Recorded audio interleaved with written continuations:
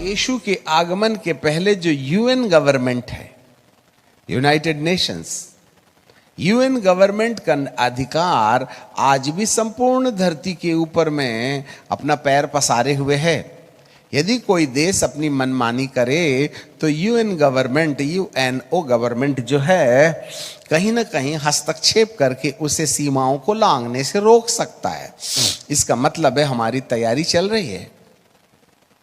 यहां भी एक ऐसे शासक और शासन का प्रत्यक्ष दर्शन होगा जो कहीं ना कहीं हमको मट्टी और पत्थर का दर्शन कराएगा। पर जैसे ही कलीसिया उठा ली जाएगी, उसके बाद तो आप उस शासक को प्रत्यक्ष रीति से इस धरती पर शासन करता हुआ देखेंगे। वो एक ही होगा। जो यूएनओ गवर्नमेंट है उसमें जनरल सेक्रेटरी आज फाइनल अथॉरिटी के रूप में काम करते हैं, परंतु जब कलीसिया उठा ली जाएगी तब संपूर्ण धरती के शासक अपना अधिकार उस शासक को दे देंगे, जिसको हम आगे प्रकाशित वाक्य में देखेंगे अगले एपिसोड में। वहां वो शासक संपूर्ण धरती पर शासन करेगा और उसका समय काल 7 साल का होगा।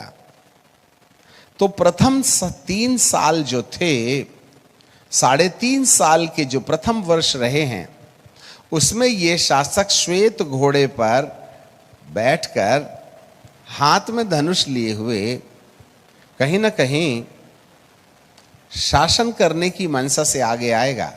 प्रकाशित वाक्य 6 में लिखा है कि वह जय प्राप्त करते हुए निकला। इसका मतलब है पहले 3.5 साल इस शासक के विजय प्राप्त करने के होंगे, पर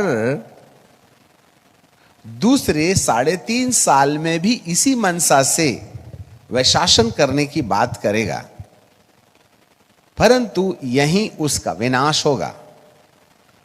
सेकेंड 3.5 ईयर के लास्ट में। ये सब कहानियां बाइबल साफ रीति से कहती है कि जब इस संसार में वन वर्ल्ड गवर्नमेंट शुरू होगी तो 3.5 साल में वे अपनी शक्ति जुटाने का प्रयास करेंगे, परंतु पिछले मतलब बाद के 3.5 साल के आखिरी पड़ाव में इस सरकार का जो तमाशा परमेश्वर मचाएगा उसको बहुत पहले से एडवांस में बाइबल में लिख रखा है, जिसको हम कहीं ना कहीं भविष्यवक्ताओं की किताब से देख पाएंगे।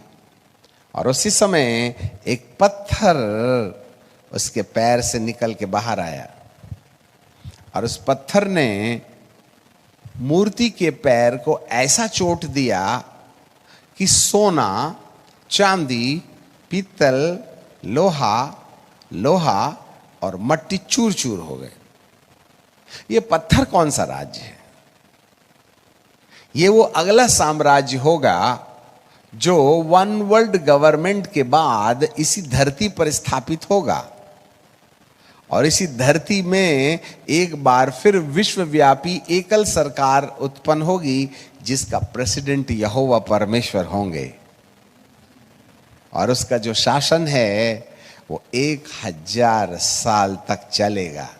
तुम 5 साल में रिटायर होते हो, ये 7 साल में गायब हो जाएंगे, परंतु पत्थर का जो शासन है वो संपूर्ण धरती पर एक पहाड़ बनकर के फैल जाएगा।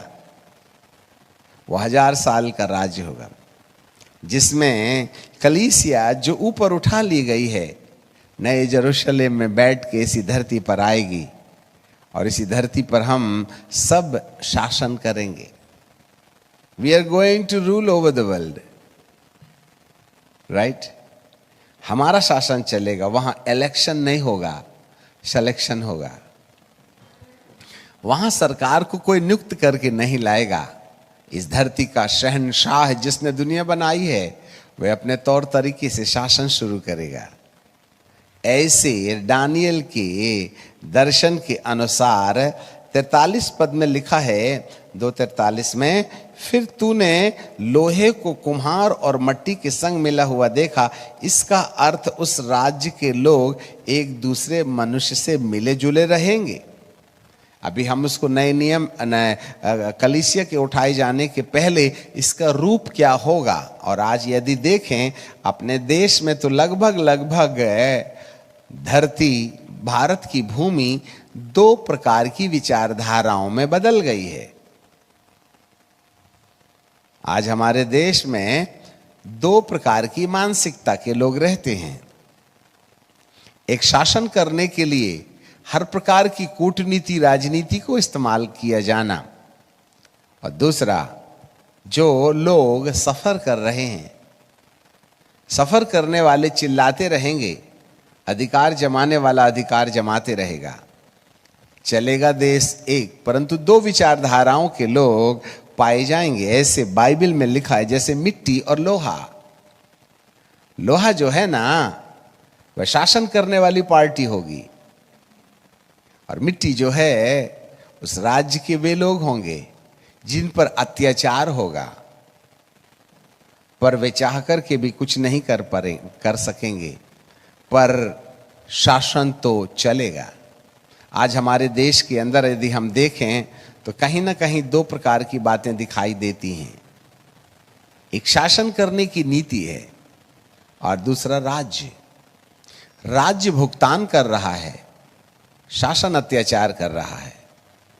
ये एक ऐसे किंगडम के होने का प्रतीक है जहां पर लोहा और मिट्टी दोनों आपस में एक नहीं हो सकते हैं। भविष्य में आप हमारे देश में इन दो विचारधाराओं को एक होने का सपना भूल जाएं।